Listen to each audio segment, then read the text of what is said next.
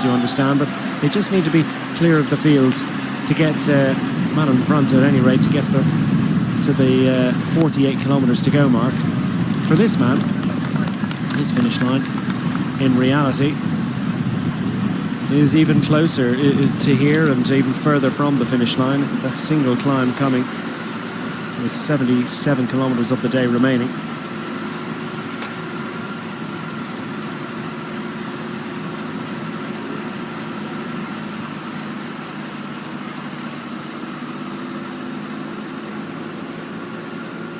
About another, what?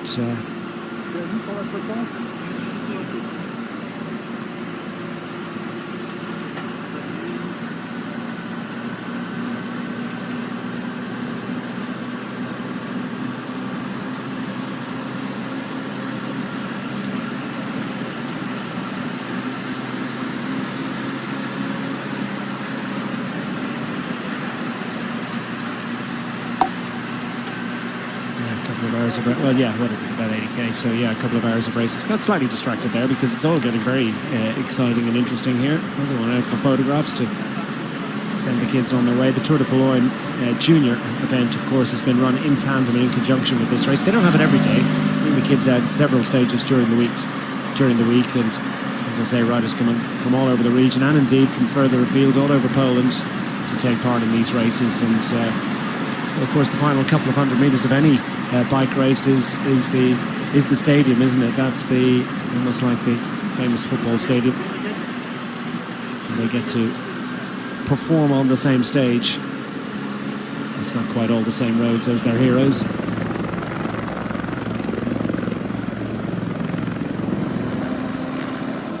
Jan Maas, the irrepressible, after his exploits in the break on days 1 and 3.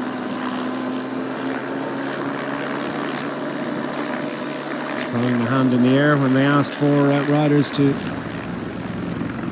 set the tempo on behalf of Caleb Ewan. Clearly Team Jaco Alula believe that the flying Aussie is capable of producing, the 30-year-old, back with the Australian team, Team Jaco Alula this year.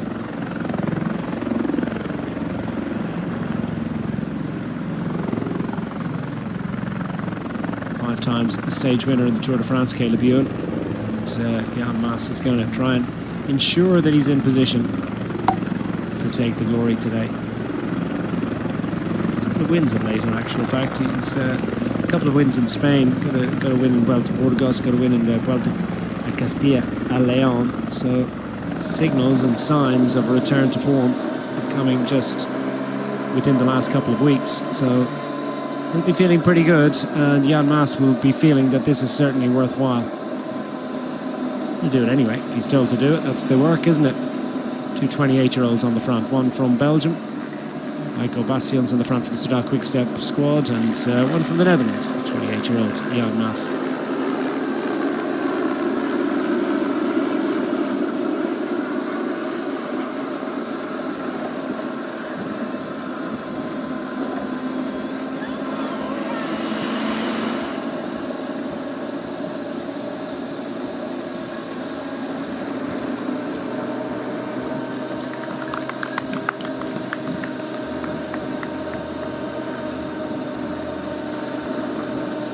Melissa Bike setting up third in line, or third rider in line on with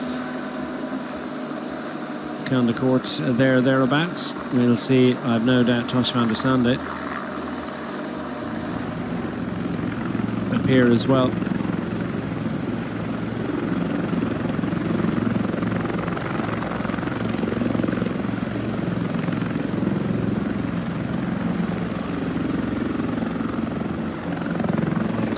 From Little Trek, Soudal Quick-Step are in victorious on their way smoothly back up to service teammates to make sure that they're all in good shape.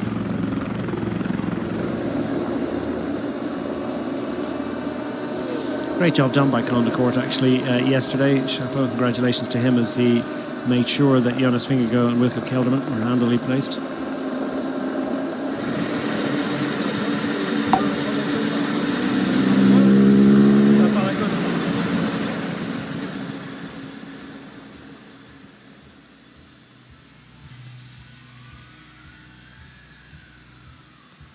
And Bystrica Cluj, Old Town.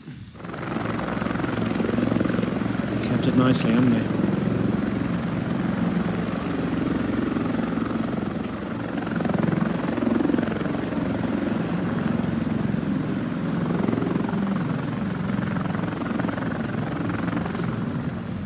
It's extraordinary, statue in the centre of this wonderful historic Lower Silesian town.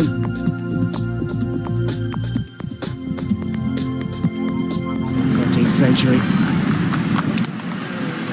The original launching point for that particular focal point. 10,000 people live here.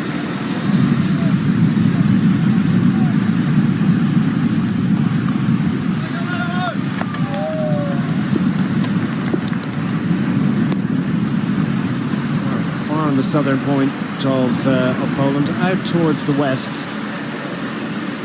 Poland sort of, its southern border slants down, but, very much literally within kilometres, if even that, of the Czech border, or Czechia border.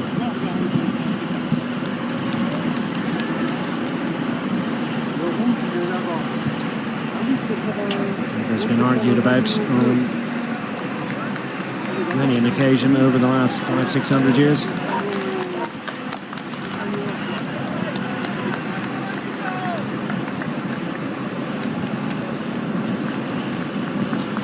Not too far from the first of our sprints, coming up any moment. Into Bystrica Kludska here, and this is going to be for Simon Scheinach. It's not going to be any contest here because Michal Paluta knows that he wants that climb and doesn't want to be threatened for it either. So the Q36.5 rider from Poland, happy and content to take the maximum 3 points on offer. Will Norbert Banaszek in the peloton behind be tempted to just sort of nose to the front of the peloton and take the final point? The handiest way of doing it. And his exertions to make it into the break might just be the easiest way of taking the 3. If there'll be any interest from the riders on the front of the peloton in challenging that, just keep it as close as possible and resume the fight tomorrow.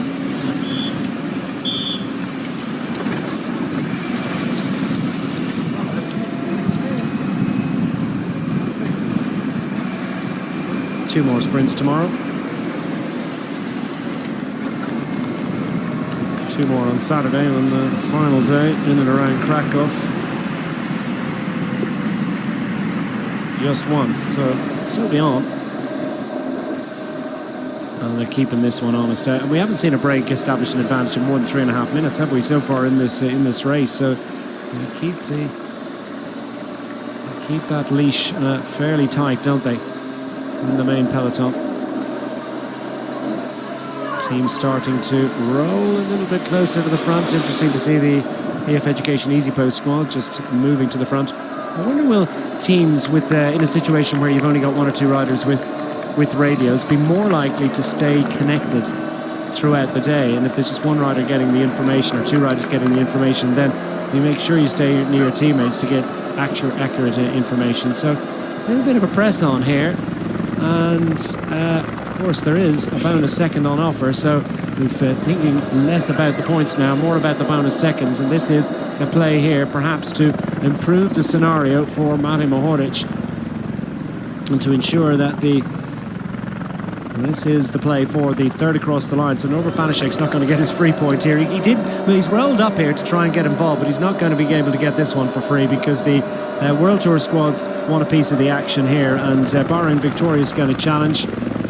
Here come the EF Education Easy Post squad through the gap to try and place their man, Mikel Honore, into prime position, but it looks as if Mohoric is finely placed and has this one to have and hold.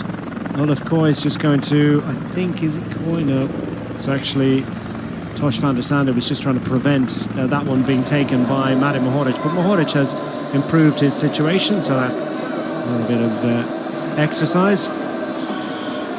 Yeah, battling points towards that most active rider classification, but we've got about the bonus seconds, didn't we? 3, 2 and 1 bonus seconds for the first 3 riders across the line. The first 2 in the breakaway, of course, doesn't matter because they're not involved in the overall general classification hunt, but for the main peloton behind, well, every second is precious. And the general classification situation is such that Matej Mohoric sitting in 8th place at 49 seconds. By gaining 1 second, he's moved up 1 position. He's now ahead of Yanni Voissard into 7th overall.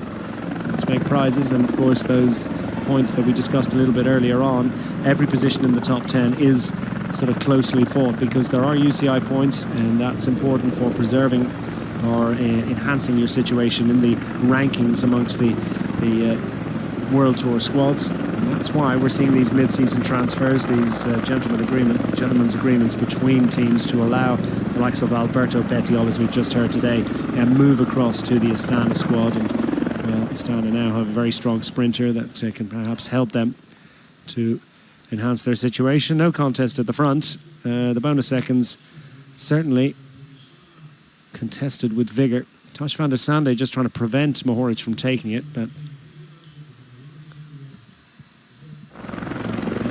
nothing he could do about that. Mohoric very invested, not too many others all that bothered. Tosh van der Sande, of course, is well out of general classification contention, but he could try and sprint with all his might and prevent, rather than Jonas Vingegaard and Wilco Kelderman. Kelderman might have been interested in that one. He wouldn't have got it for free though, but were he to take the bonus second, he would have moved up to level on time with Diego Alesi. That could be important, but he probably felt it wasn't really worth his while because he's not an out-and-out sprinter. Mohoric would be surely, although he's not a bunch sprinter. Lots of teams could put much faster men there to prevent Kelderman from taking it, and he didn't see it as worth the effort.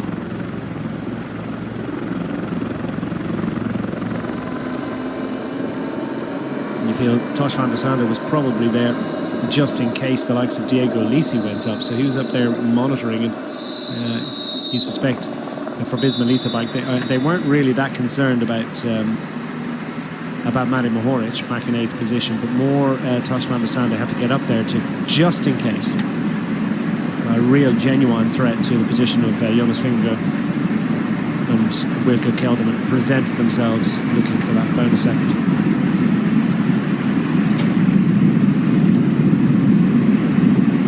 Situation on general classification, just to remind you, 19 seconds between Jonas Vingegaard and Diego Alesi. Alesi banging the bars in frustration. Didn't quite get the win. So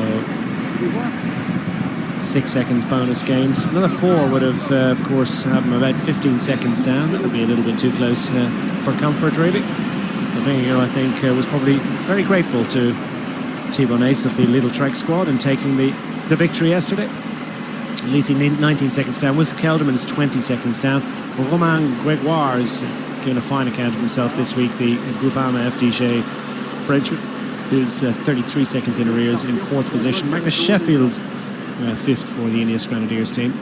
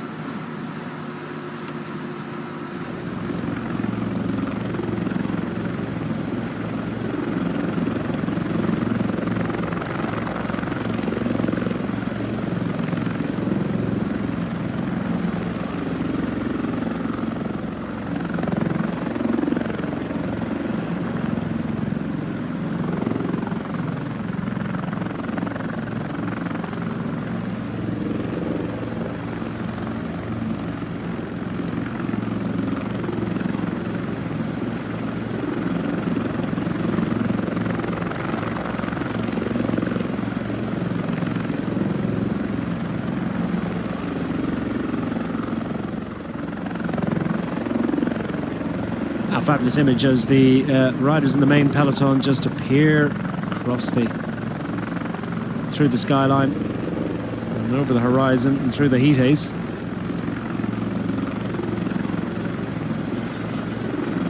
That is just fabulous, fabulous operation of the Cineflex camera in the heli, the eye in the sky. Wonderful, wonderful art.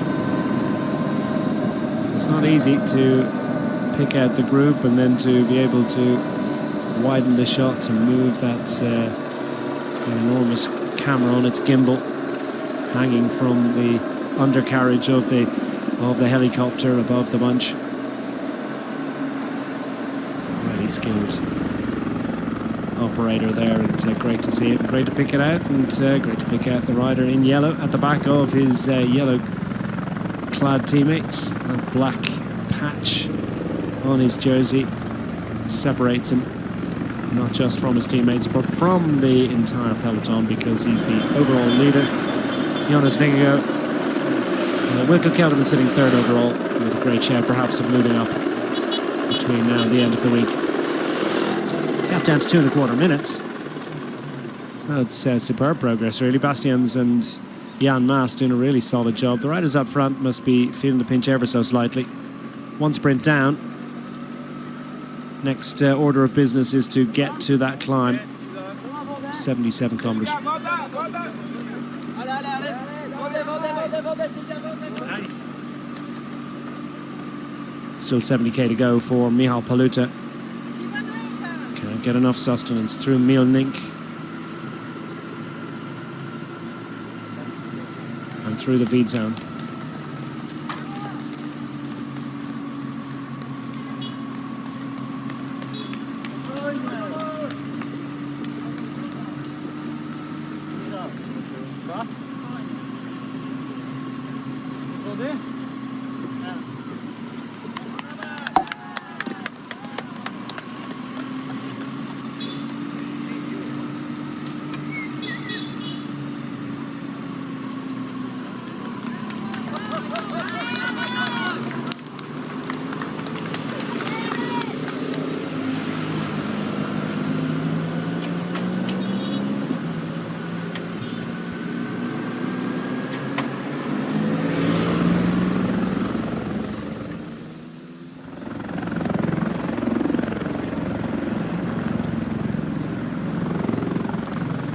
Over the hump.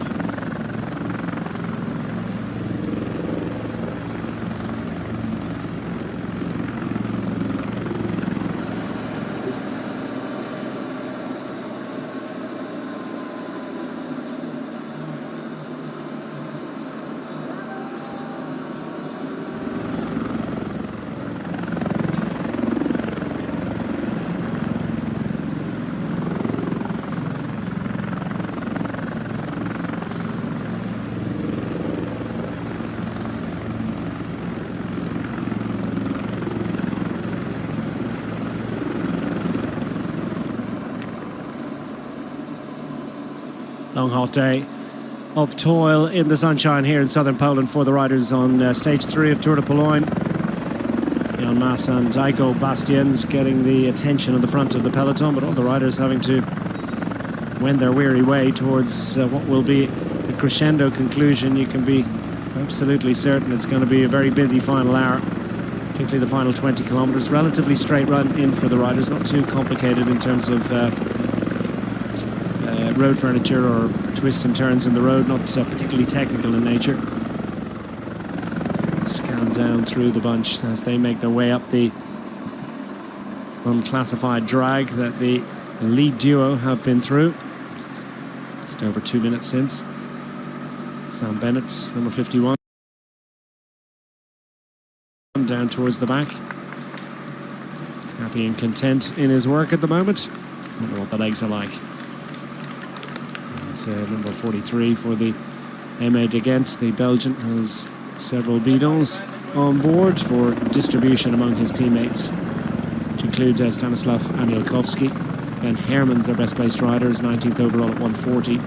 Alexei Reynard, Ludovic Robates, and Harrison Wood, the British rider. And not, of course, any further involvement for Nicolas de Beaumarchais, but we did get good news. no fractures of the spine, no internal injuries. No doubt there are one or two other injuries that need to be dealt with, but the news quite positive after an awful lot of anxious speculation and comment on social media over the last 12 hours or so. It's a little some relief. Not to talk about the no race radio thing, the some race radio thing. There's two on board that I think is a topic that's set to run and run through the week.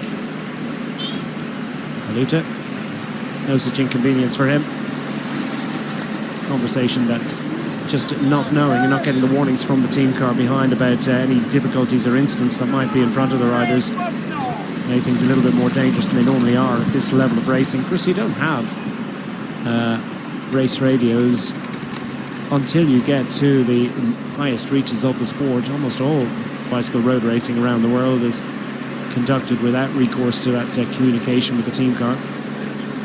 Loads of suggestions about what might be the best solution to what is a conundrum that the riders don't necessarily feel. Some riders said, of course, it was nice to have a bit of peace, that they didn't hear anything from the team yesterday, albeit others racing blind didn't enjoy the fact of not being given any information. And there were several riders, of course, that crashed at that one particular point that de Beaumarchais fell yesterday. Just a very tricky downhill left-hander, catching out de Beaumarchais, but also his breakaway companion, Pepin Reinderink. So Ryan Gibbons, unfortunately, coming to grief at that particular corner as well, and incurring, or at least sustaining, a shoulder injury, although no fractures for him either, but he was out of the race. Lots of riders failing to finish yesterday. Just taking through the non-finishers on what was a bruising day for many. Some conversations about what they might do. One suggestion was that all of the riders get a race radio and they can communicate with each other, and they can talk to the team car, but the team car can't talk to them, so they can't sort of orchestrate or operate or tell, instruct the riders on how and coach them through the day from the team car. They have to figure it out on the road themselves, but that they are at least able to communicate with each other. So one coming from Flamme Rouge on social media. It seemed like an interesting suggestion and worthy of further exploration as an idea. And of course, if you supplement that with the possibility that the commissar, the chief commissar, or the race officials in the cavalcade can also communicate to all of the riders and just let them know of any particular safety challenge they might encounter, or any news about whether the race is stopped or neutralized, or whatever other information they might need to convey to the riders, censures or penalties as well. So certainly the use of radio telecommunications with the riders would be, I think, valuable, and you can't put the cork back in the bottle once you know you have that knowledge and you have that experience. It's very difficult to turn the clock back completely. But nonetheless, you could tweak the rule a little bit and make the racing less sterile, less predictable. Not everyone feels it's a major issue, to be honest. Many enjoy the pattern of racing and enjoy understanding what the patterns are going to be. The odd little disruptor to the usual course of events is always stimulating, though, to be honest.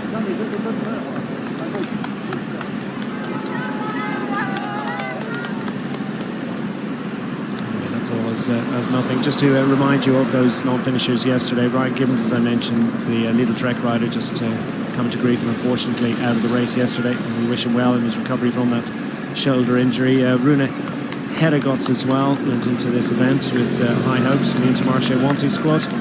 Yuhi Todeme for the EF Education Easy Post squad, also a non-finisher yesterday. Nick de Beaumarchais, we've mentioned, from the Cofidis squad. We wish him well in his recovery as well. Two riders from the Astana Kazakhstan team out of the event. Somewhat surprisingly, Michele Guzzoli, and more surprisingly indeed, Davide Ballerini, two Italians for Astana. So they're a little bit shorn of strength to support Christian Scaroni, who's 15th overall, the best placed rider, in their pursuit of important points, UCI points. And Lars Boven as well from Alpecin de Koenig, making it 7 riders failing to finish. One non-starter yesterday that we didn't hear about until after the race, so catch up and get any news about anyone that hasn't started today. Well, actually, I did get some news. But yeah, one non-starter yesterday was the guy Stacker Langan, who'd done such great work for the U18 Emirates squad on day one on behalf of Diego Alisi and others. Unfortunately, a non-starter yesterday, so he's departed the fray. And we've also heard today, by the way, one non-starter for you, Max Schachmann, 20-year-old German with the Red Bull Bora Hansgrohe squad. Have had high hopes.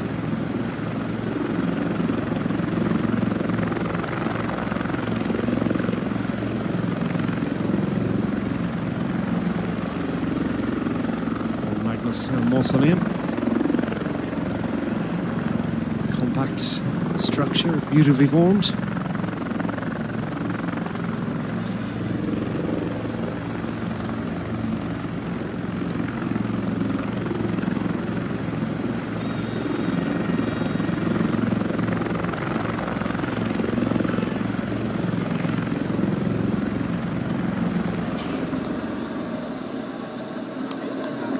Mausoleum built in 1889.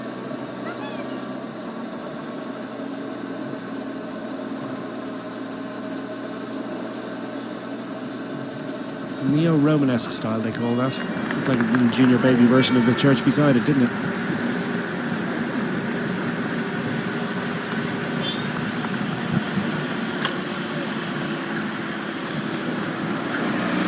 Get the ice packs down, because this is a long hot day for all of the riders. Lidl Trek will have hopes today of making it 3 from 4 with Mats Pedersen. Eddie Toons is going to have a big job for them as well, the Belgian rider that we saw just putting the ice down his neck and just trying to stay as cool as possible. Cooling strategy, almost as important as hydration strategy on a day like this. Almost, I say. Hydration, absolutely massive. Feeding as well, nutrition. So much a leap up in understanding and a development in understanding of how to fuel a rider and keep a rider from encountering a depletion of energy resources across a day and across a week of racing. It has been accrued in recent years.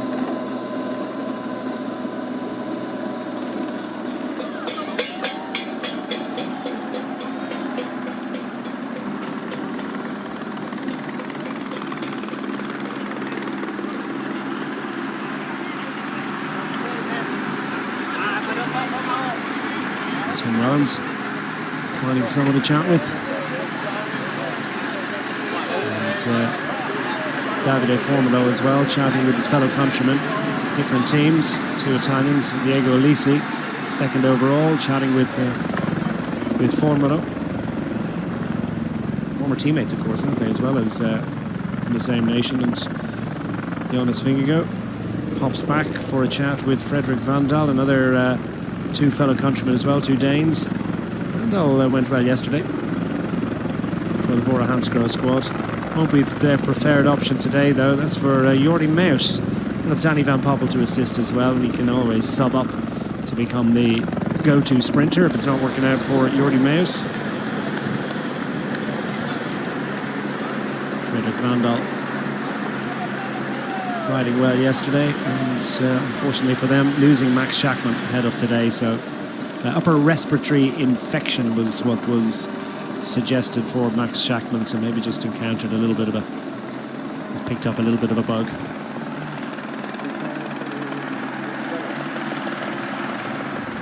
This is the way of it. It's inside 140 to go. It's a long, long way to go.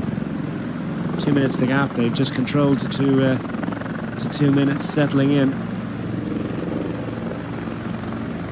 And the riders up front know that really there's no point in pursuing, but they will be kept honest here. It's sort of 2 against 2, really, isn't it? The ideal scenario for the 2 behind is that they just tap out a solid rhythm. They too need to be mindful of the fact that if they slow up too much, that you, and with just 2 minutes to the group up front, potentially you could have a little bit of a counter-attack. I don't think there's much appetite for that, though. There's so many strong sprinting teams here. We'll go through them. I know that we'll be repeating this one before the end of the day, indeed before the end of the week, but Phil Bauhaus for the Bahrain Victoria squad is a rider to watch out for. They certainly have options. Davy Decker for the Arkea B&B Hotels squad. Perhaps not one of the top names, but you never know.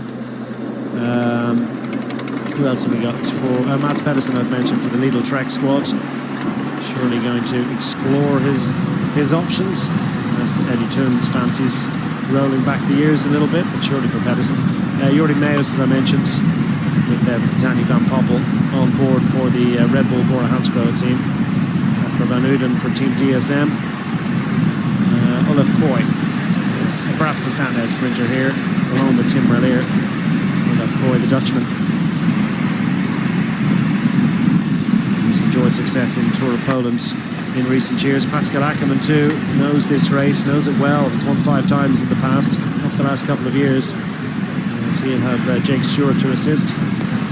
Signs of a return to form recently from Pascal Ackermann as well. Alberto Dainese for the Tudor Pro Cycling team. Jensen Plowright and/or Timo Kielik for the Alpecin Koenig squad. Ramon Sinkeldam, one of the best lead-out men in the business, is there available to try and set something up for them later on. Sam Bennett for Decathlon AG Tour La Mondiale, who's enjoyed success this year, albeit didn't get the victory he wanted in Tour de France. Sam Watson for Groupama FDJ, I suspect, is the preferred option.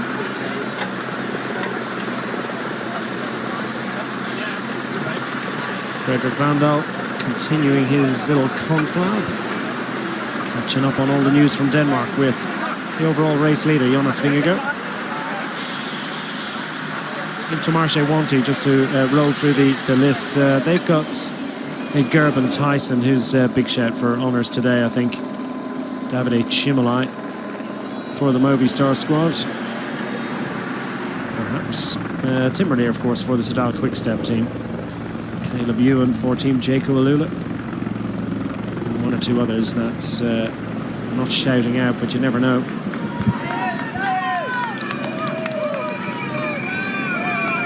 A pretty strong sprint lineup here.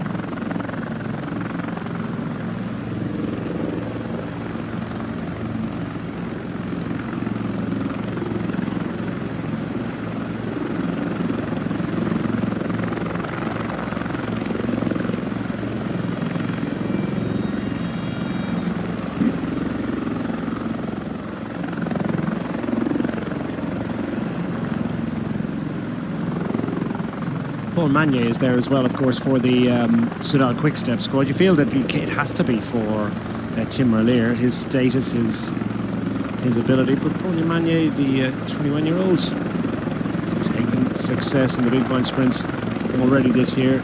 Strong prospect for the Soudal Quick-Step squad. Stage winner in Tour of Oman as well. So if things aren't absolutely nailed on, feeling good. It may be that Merlier will receive the opportunity as well to the younger man. They set out Quick-Step squads. They tend to be very organised. For Magnier as well, it may be an opportunity to see up close how Merlier does it and be part of the lead-out train. Options are plenty for the Soudal Quick-Step squad to keep us guessing in the finale.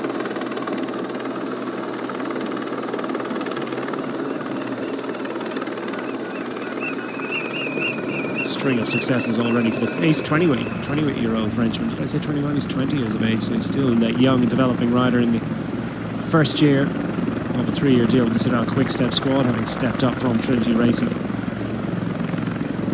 And a string of first and seconds already this year.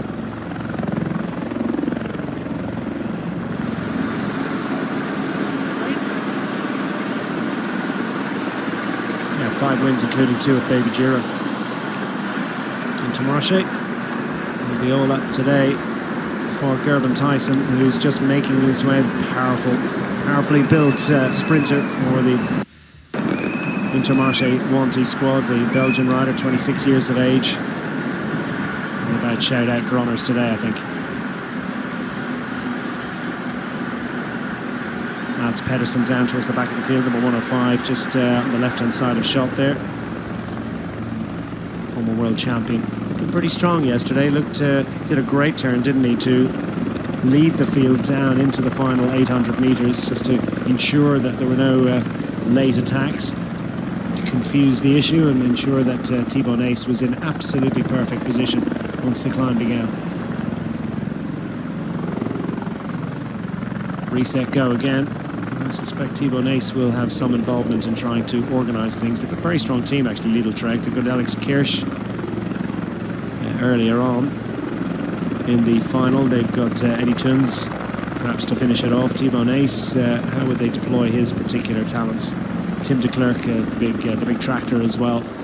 Earlier on in the day, we saw him doing a lot of legwork yesterday. He played a significant role in, ultimately, really successful day of racing.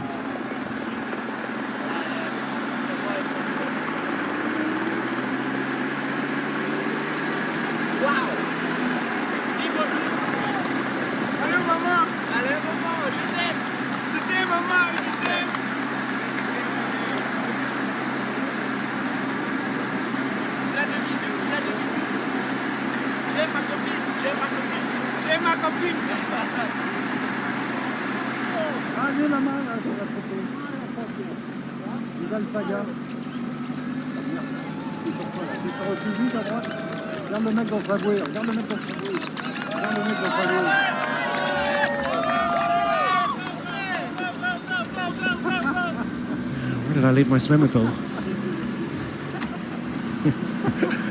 I've been getting a kick out of that. Breakaway. It's not cracking a smile, but no doubt that broke the monotony a little bit for them. It's not monotonous, they're hard work here. They've been made to ask, to push really hard, haven't they? 2.25 minutes. That sticker on the stem. You need a long stem, don't you, to get all that information on. That could be significant points along the way in those specific moments that Simon Scheinach needs to know where to be in position, exactly where the sprints are. Very often as well, they will print out a label and stick it on the stem of the bikes these days to indicate the nutrition strategy, exactly when they need to take the gels, how many gels they need to take, because you kind of have to force yourself to eat as much food as they have discovered is necessary in order that the riders are not wilting. It's starting to really suffer, because it's remarkable how they're able to go again and again, day after day, and an awful lot of that ability has been, because normally, and across the balance of a week, and particularly when it comes to the 3-week races, the riders just go downhill day after day. But that has shown that that happens less these days, because they know to keep eating all the way through to the final hour of racing and beyond, and then just at a higher rate. So they eat just way more calories than they did even just a handful of years ago.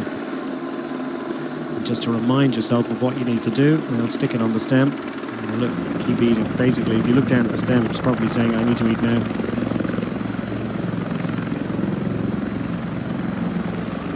Looks like a fun game of Tetris.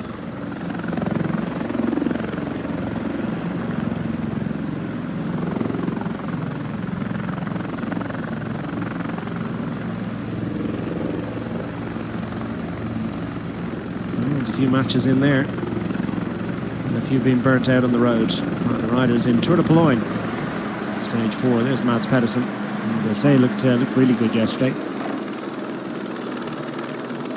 And Unicorn Guy has got himself on telly again as well.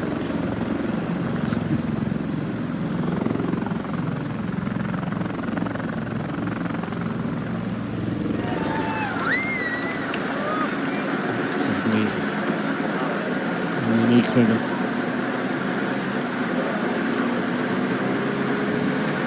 On the back of the field, Stand Wolf in conversation with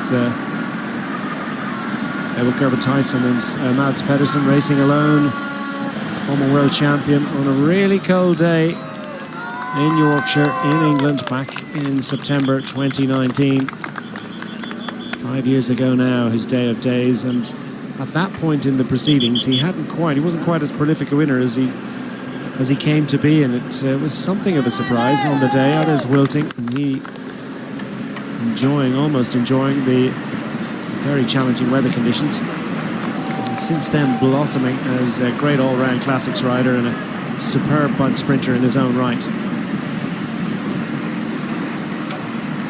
The longer this goes, and this is the longest stage of the week at 195 kilometres. Not 7 days of racing, and none of the stages particularly long by the standards of World Tour racing, so it should be well within the compass of the riders for the Polish national team, whose standard fare is Division 3, sort of 160 kilometre races. That is the 160, 180, that kind of distance will be more familiar to them, so it should be something they can get to. Of course, the more talented riders just don't have the same drop-off in ability over 4 or 5 hours than the slightly less talented riders, and the differences between them only really become evident as they go deeper into a race and the race goes longer. And the World Tour riders will be happy and content that the 195 kilometre distance today will give them an opportunity perhaps to separate themselves from the less well resourced and less endowed talent-wise,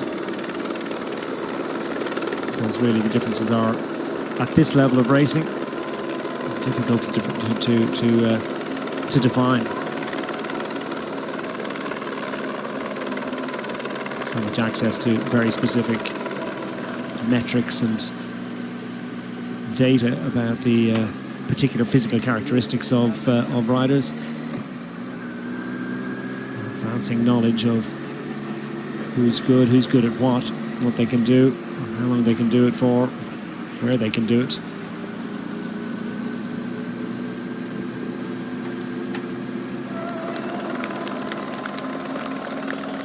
Maas deserves a shout here, doesn't he? Third day in a row, working hard, this time in the front of the peloton rather than off the front in the break. Third day of road racing in a row, if you understand. That was all interrupted by our second day time trial.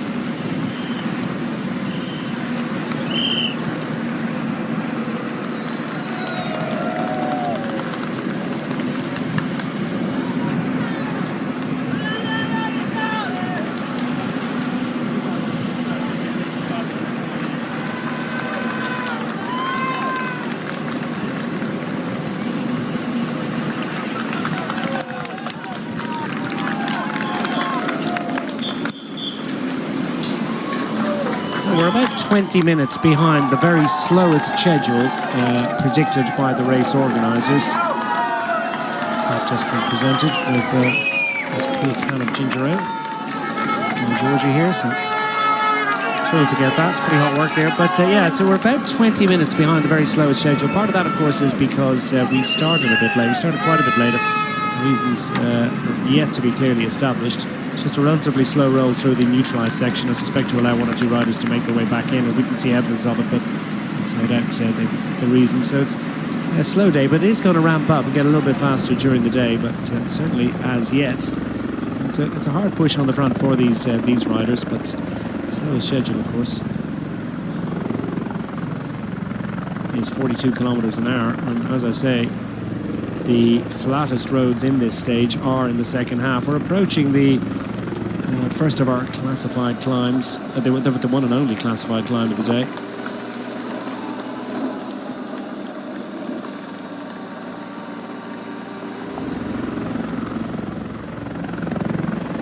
Yeah, I think I might have said it was 77 to go, but it's actually, I was looking at the wrong column. 1:18.5 to go will be the top of the one and only classified climb of the day. It'll be interesting to see whether Paluta is minded to continue in the break after that. I think certainly Simon Chynok would like if he did. Ladek Zdroy, another health resort, another one of the spa towns around here.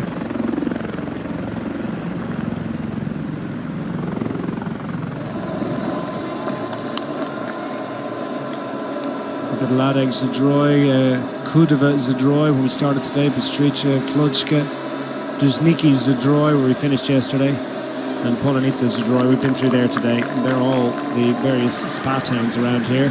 They boast the healing mineral waters and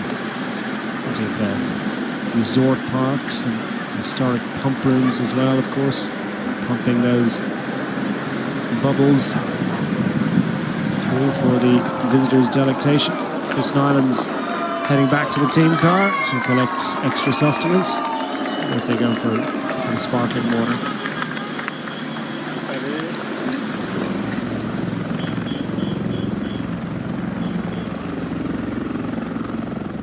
It's quite the town square, isn't it?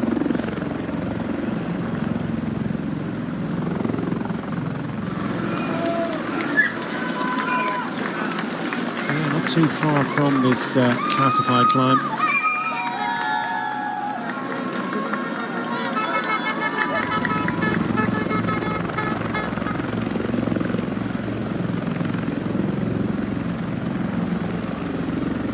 Begins in about, according to the road book, about 2.5 kilometers time. That's when it starts to stretch up. And occupies just under 5 kilometers in length, 5.1% average, and this is the sort of the rise before the rise. This is when the road is starting to ramp up ever so slightly, but it begins in real terms just under 2 kilometers from now.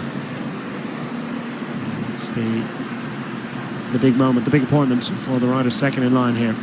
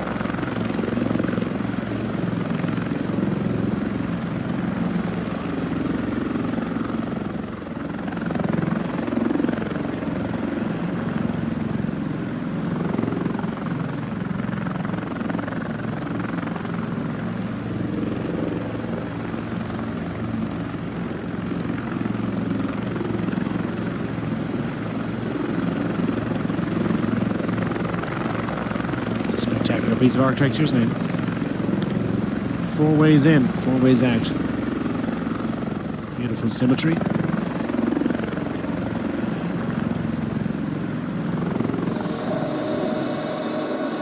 And beautiful symmetry about the work going on at the front and the work going on off the front as well. 2 against 2. Simon Chynok and Michal Paluta, the countryman, being pursued by Quick Steps, Eiko Bastians of Belgium. Yeah, Maas in the Netherlands representing the interests of Jaco Alula. Two up front. Paluta, the more invested in what's happening in the next 6 kilometers, because about 6 kilometers to the top of this climb from here. Former national road race champion of Poland back in 2019. No wins so far this year, but a string of top 10s. And, races in and around Central Europe. Belgrade, Banja Luka producing 8-7 fifth, and the fifth place on general classification. Fourth in the Silesian Classic, and the road's not too far from here. Big one still eluding him in his career. He did have a year at World Tour level in 2020. Frustratingly for him, of course, the CCC team having stepped up to the World Tour. He was with CCC Spranda Polkowice for a few years as well, then dropped down to the development team and then back up to the World Tour team in 2020. And of course, COVID arrived, lockdown arrived, retail sales across the world collapsed. CCC, a shoe manufacturer, had to rein in their spending a little bit, and unfortunately one of the victims of that was their World Tour squad, and ultimately that meant Paluta was out of top level racing back to continental level racing in 2021 with Global 6 cycling. And he's been out of even that level of cycling for the last few years, so just back in at continental level this year. The Samtic Vubatech squad picking up the considerable talent of Michał Paluta, now racing in the national colours this year and getting selection for the national team. Always a major objective of Polish riders. Very strong and deep talent pool at continental level.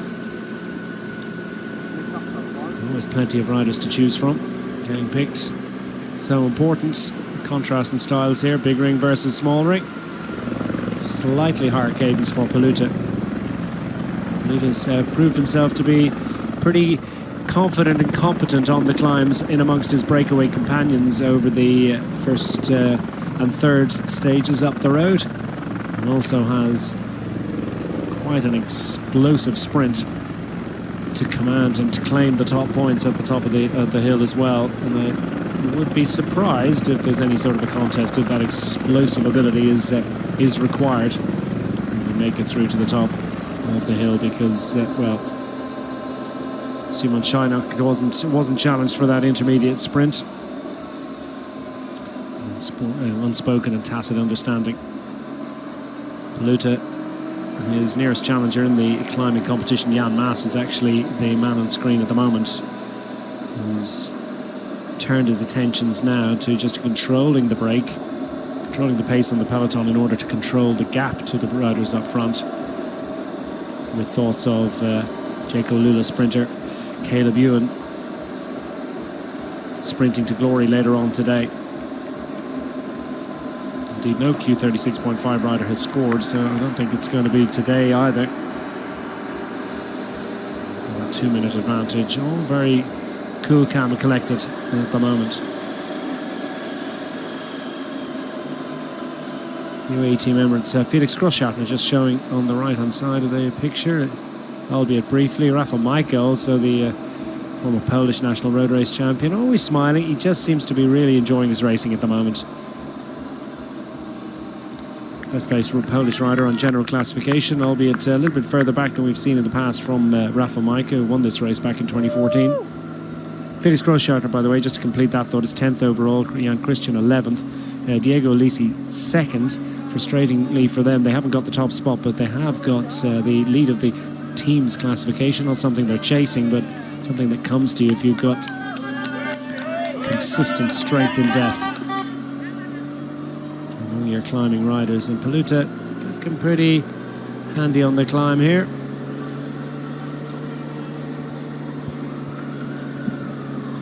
Easing his way to the top of the climb. Yeah, it's 118.5 kilometers to go is where the top of this hill is, so around about the just under 4 kilometers left.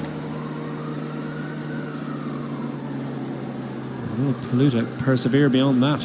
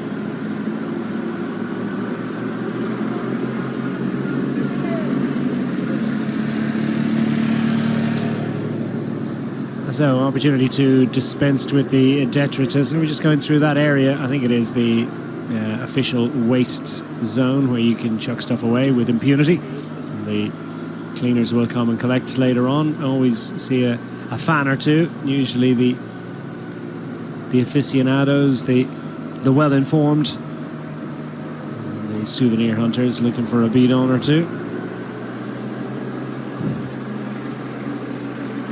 Fines have been handed out, and indeed some fairly tasty looking fines actually have been distributed by the commissars in the last couple of days for infractions and throwing away litter outside of those particular distribution zones, those green zones as they call them. And the fines up to 500 Swiss francs for a representative of one of the riders from the Tudor Pro cycling team.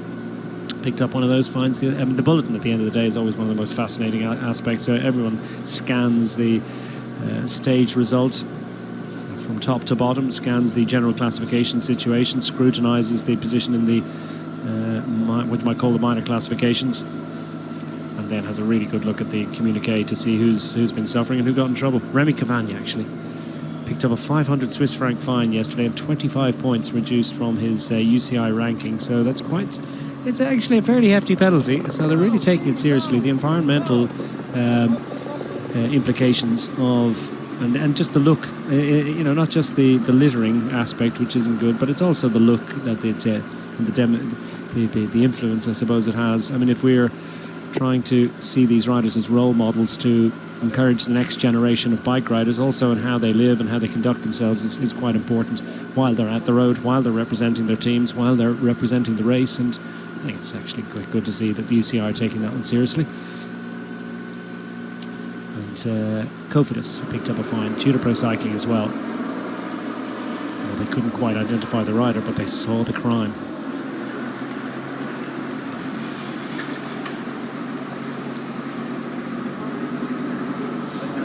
I'll keep updating you on the fines during the week. As I say, it's always fascinating to see who's copying them.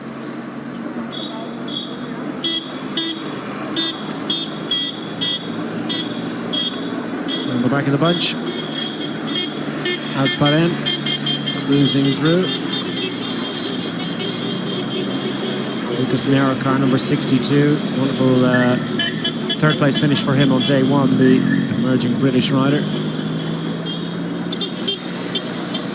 He's 20 years of age. Good fourth place finish yesterday for the EF Education Easy Post squad for Archie Ryan. Watch out with interest to see who's going to be the best climber amongst that team coming up on day 6 on Saturday. Mikel Honoré, the best placed rider, 9th overall inside the top 10, so decent position on GC for EF Education Easy Post in prospect. Great combination of youth and experience in that group. They've got a 20-year-old in Nero Carr, a 21-year-old in Jack Grutkin Gray, a couple of the 22-year-old left in Archie Ryan. Then Honoré a little bit further into his career at 27. Colin Jonas Rutsch at 26, and the old man of the team, it's not that old, Michael Valgren from Denmark. Will Valgren go sprinting today? Once upon a time he did, but I think less appetite for the big bunch sprints these days from Michael Valgren. Doesn't see his particular talents in that direction.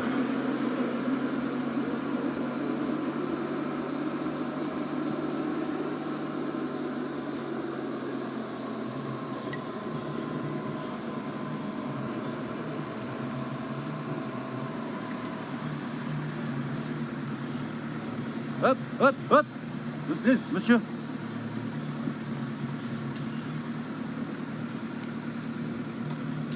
That's a monument to Marian Bublewicz, Polish rally and racing driver of the 1980s. It's the home of Rally Poland. Killed in, or died in 1993. Hereabouts, at the age of 42.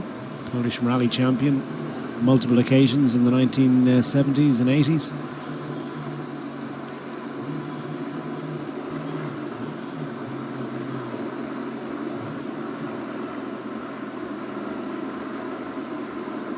Struck a tree just thereabouts, February 1993, in a borrowed Ford Sierra RS Cosworth 4x4.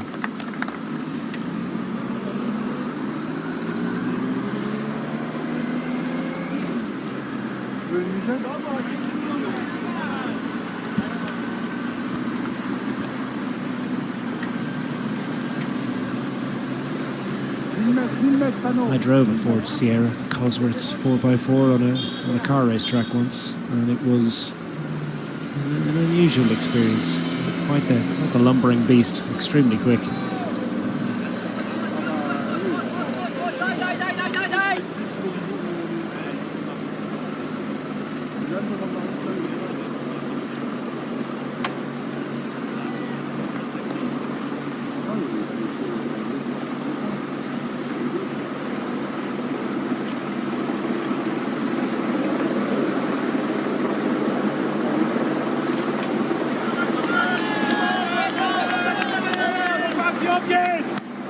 A few more people in evidence, it would suggest they were not too far from the top of the hill, and certainly the road book would agree with that thinking. About 600 metres, give or take. A little bit of the vagaries of GPS. And for the man on the front, Michal Paluta, his major appointment of the day. His attack, his investment, his hard work and his hard toil to this point. All about trying to gain the maximum haul of points. Points on offer again over the next few days, so this could be his finish line. 500 metres to the top here, and Shinok, I suspect, could well be saying you don't really need to push on here. You can have those points, I won't challenge. No risk strategy from Paluta, especially given that. And plenty of cheers as well for the Polish riders, particularly the one in the Polish national team. Challenge from Shinok, and in marked contrast to all of the previous 6 hills that Paluta has taken. This is going to be the 7th in a row of 7 in this particular edition of Tour de Pologne, so maximum haul.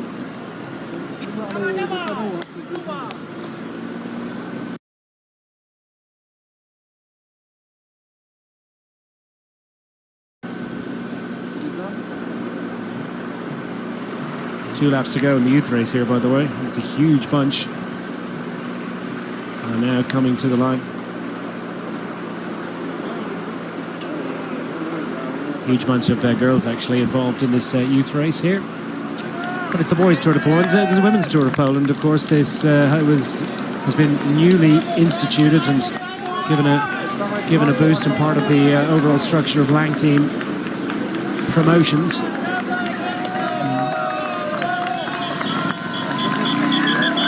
Through to take the points. Big crowd out to see it, and Michal Paluta has taken the 5. Job done. His advantage now, 16 points, as Szymon Shinok opens his account by virtue of his presence in the break, although that's his major objective of the day. He's got 2 more intermediate sprints to consider. We've also got a special prem to come not too long from now, in actual fact, about 18 kilometres from now, and then further 10 kilometres up the road, so about 28, 29 kilometres from now.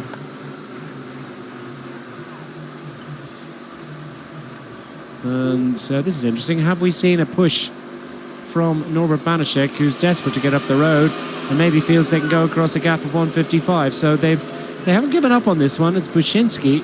No, it isn't. It's Gierig, who we saw off the front in the early stages, went back to the peloton for reasons best known to himself.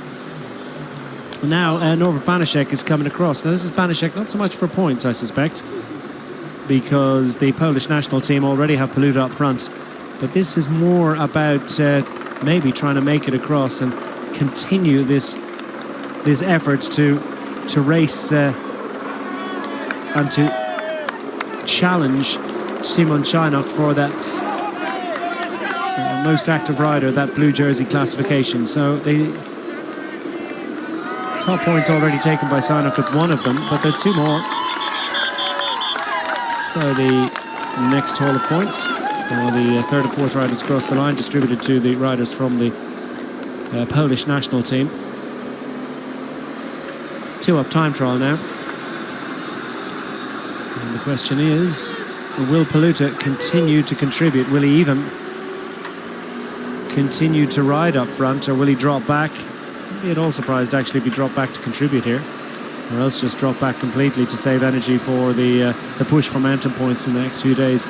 So an interesting development, and fair play and chapeau to the Polish national squad as we get a reminder of Paluta's confirmation of his continuing dominance of this King of the Mountains classification. Another 5 points has been gained. Czajnik in second. And then Gierek and Banaszek less concerned with the mountains points, more concerned with getting across. And now a fast dwindling advantage down to a minute and a half. So if at first you don't succeed, why not? Banaszek's gone again. For that we're very grateful, making things interesting.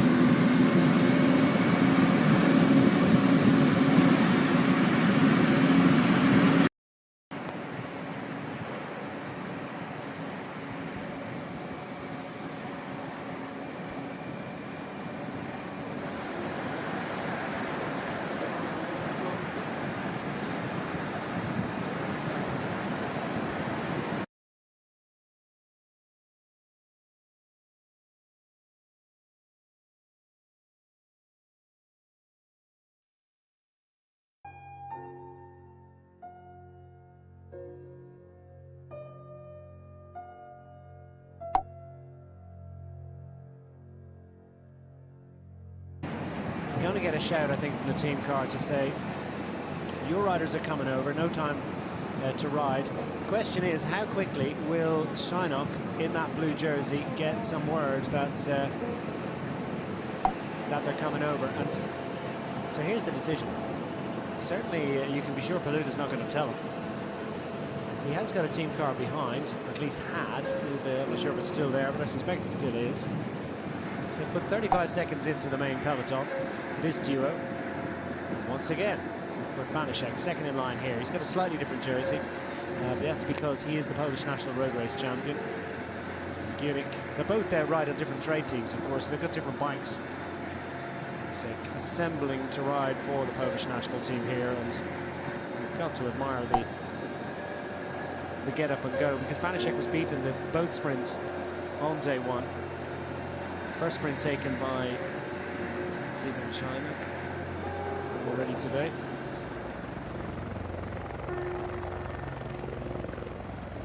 There's a gold mine there. About 18k from Kloczko, 86 from Oshkosh, where we started a little while ago. And everybody likes to come here when they're visiting Lower Silesia. So quite a nice exhibition in there. I'm not so sure how much gold is in there. Gold in them there hills.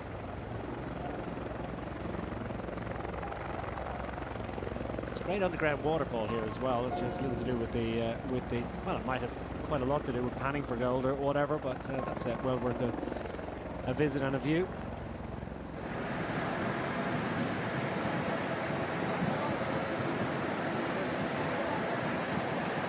So Paluta's coming up to say, I'm not riding with you anymore because my buddies are coming over. I think it might have been almost a bit, and he's calling for the team car, because Paluta has kind of told him there's something happening here. So Czajnik now is calling for the team car. I need info. I need to know what's happening. No race radio. So here, we'll see if we can hear it here. Oh, we're not going to get it. Oh, that could have been fascinating. Well, I wonder what's been relayed to Szymon Czajnik. I suspect it's something along the lines of, You better get your skates on. Banaszek hasn't given up yet.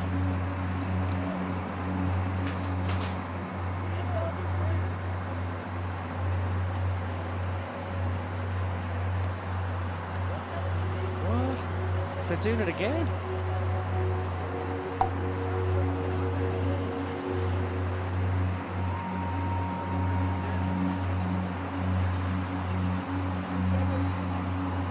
So he beat Banaszek once. Can he beat him again? The fly in the ointment there for him is that this time Banaszek has the assistance of Gierig, and also has the fact that he's been saving energy. He's been tapping along in the wheels for a couple of hours now after his early exertions. Meanwhile, the two up front have been riding hard throughout.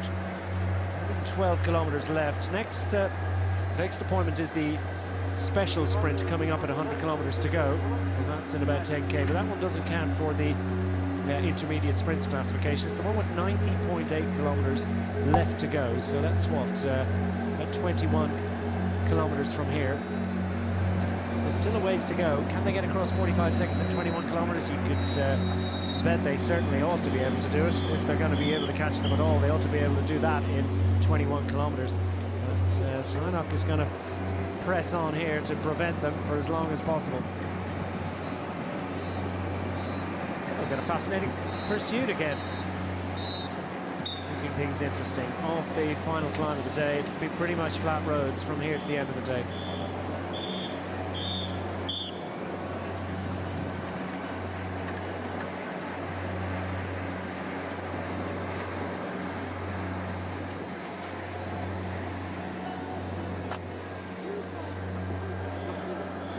Banaszek and Gierig combining well here. I really would like to know why Gierig went back to the peloton that time. He tried to go with the break, didn't seem to have the legs, or maybe it was some sort of technical malfunction.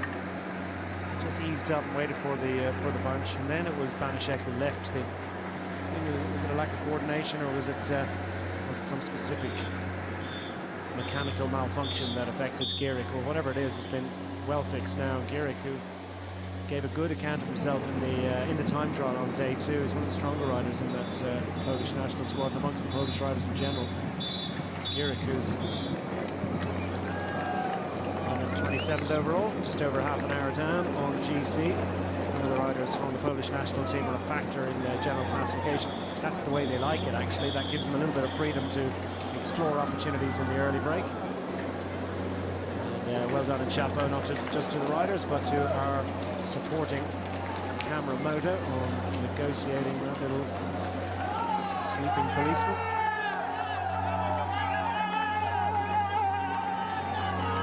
Shannock's not holding back, is he? 30 seconds. Coming down at a rate of knots. Shannock's got the word from the team car. They've let him know. Banaszek wants this one.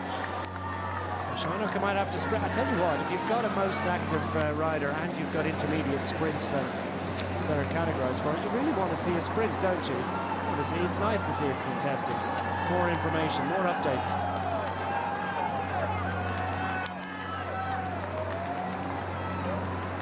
It's down to 36 seconds.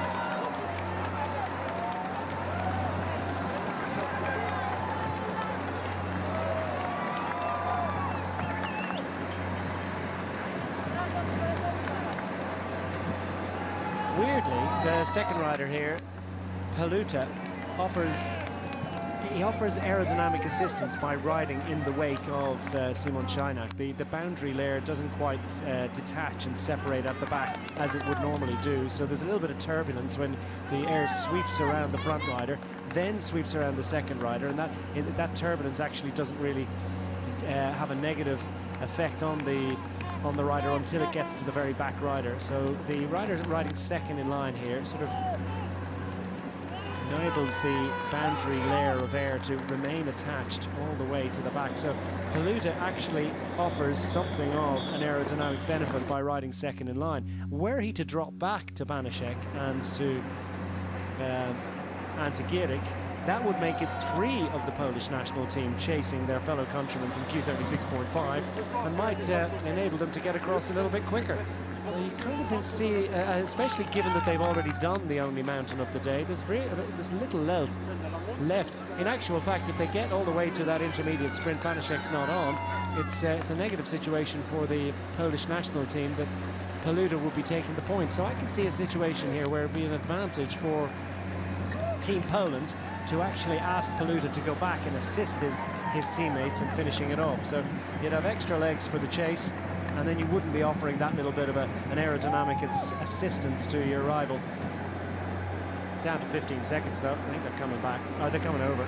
Ah, yeah, they're going to get there. Let's tighten it up. It's a few team cars in assistance here. They'll move politely aside, but that is not going to be any massive hindrance. Indeed, maybe a little bit of an advantage, albeit not one that the organisers can do much about for this breakaway. They'll try and form some sort of a barrage, I suspect. The commissar that's supporting this breakaway will just drop back, leave a huge gap between the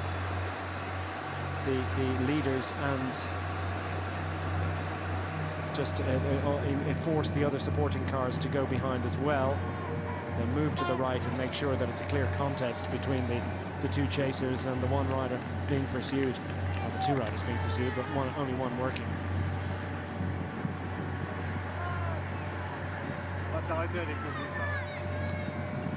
7 to go.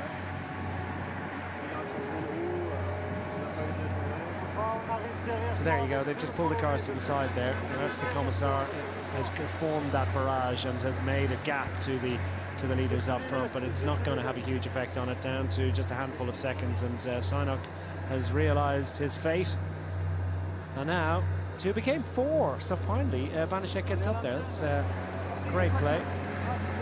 Banaszek must be timed. It might be a little ambush there was in prospect. Now Paluda can potentially go back, so he might wait for the team car just to get his instructions, but I think he might be done now. He's got his points for the climbing competition and might just be minded to head back to the sanctuary of the main peloton, save as much energy as possible, and try and hope that he has the legs to go in the break again. Try and preserve that advantage. As I mentioned, there's maximum points haul of 30 points on offer on stage 6.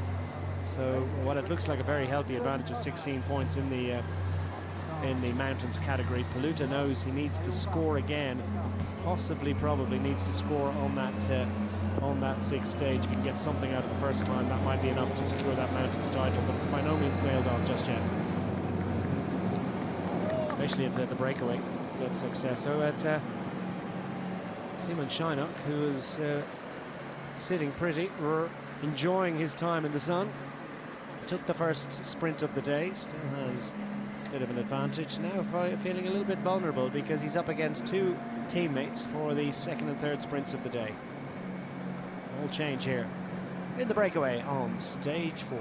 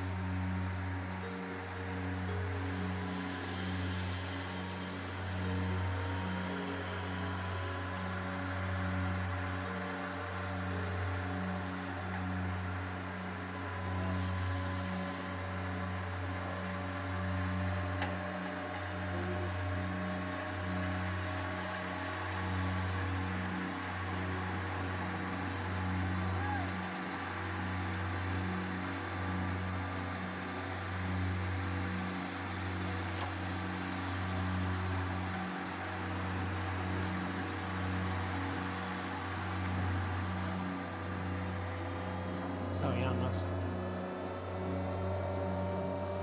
Jan Maas pushing hard on the front of the peloton of the company of Eiko Bastions, down to 1 minute and 13 seconds. Another one of our extraordinary palaces here, the Palace of Marianne Orange Nassau, built as a summer residence for Marianne Orange Nassau, Queen of the Netherlands, daughter of King William I of Orange and of the Netherlands. This one began in 1839. They finally got it done in 1872, so they didn't rush it. So Marianne and Albert eventually divorced. She was only allowed to stay in Prussia for around about 24 hours at a time, so she gave the estate to her son. She never lived there. Destroyed by fire in 1945, reopened to tourists in 2013 after extensive renovation. It certainly has been through the wars, that one.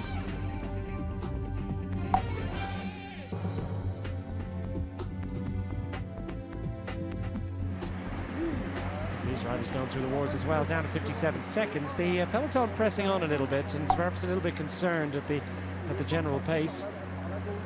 There's got to be a concern as well for these riders, as Gierig has a job to ensure that Banaszek is presented as with as much energy as possible for what's going to be a one-on-one contest for the second sprint of the day. And that's coming up with 90 to go, so about 11 kilometers.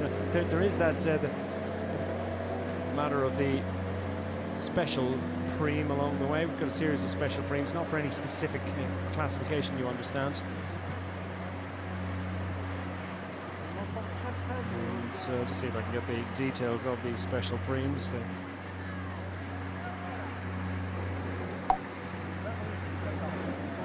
6 across the week. They tend to be for different,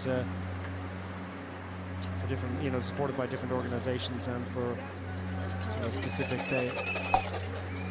things they want to tell us about.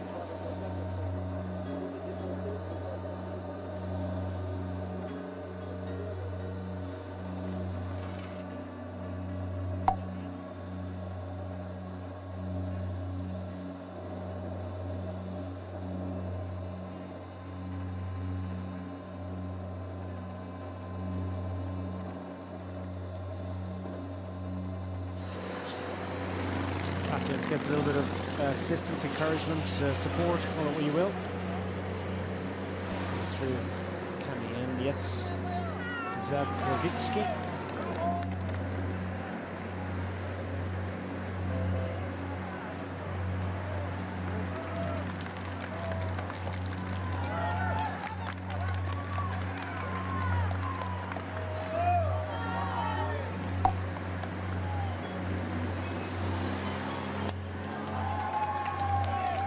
Down to 51 seconds. Banaszek doesn't want to ride because he wants to save his energy for the sprint, and it's not this sprint, it's the one coming up in 10k's time.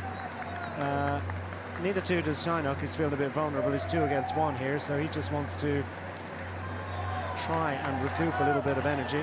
And Gierig knows that it's down to less than a minute, so they can't hang around here, so they've got to ride a bit. Gierig, we saw that he has a decent engine. It was a good effort in the time trial for him on day 2. He was close to the top of the timesheets for quite a while. This is for the less important of the 2 preems. Special preem though, money on the line. Oh, and I think well, that was fair investment of effort, but to what end? That one was the Sudal preem, but it doesn't offer bonus seconds. It doesn't offer points towards the Lotto classification. That's the jersey that he's wearing, so I'm kind of wondering why they felt the need to make such an effort there. It's Scheinach that got it, and he's trying to pull a fast one here. And look at this, one-on-one. He's lost Gierig, so he's lost his buddy, and Scheinach's not going to be surprised by that. And I'm again at a loss to understand. I suppose they're going racing. They're racing each other. Why not? It's always fascinating to see, but I think he kind of needs to get Gierig back up, get what watts he can out of Gierig for as long as he possibly can. Throttle up and wait for him. Advantage of a minute will come back down to something in the order of about 50 seconds. News back up to sign up, and a little bit of congratulations. Giric going to try and ambush them.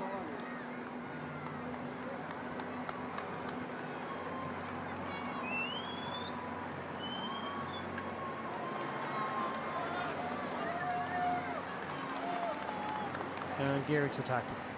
Go figure.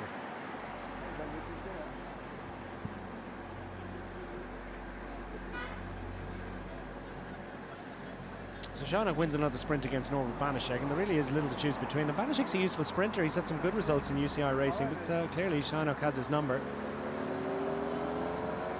Shannock made a huge investment there, as indeed did Norbert Banaszek, and how many matches has Shannock got left to burn? Giric wants to keep them riding at a decent rate. The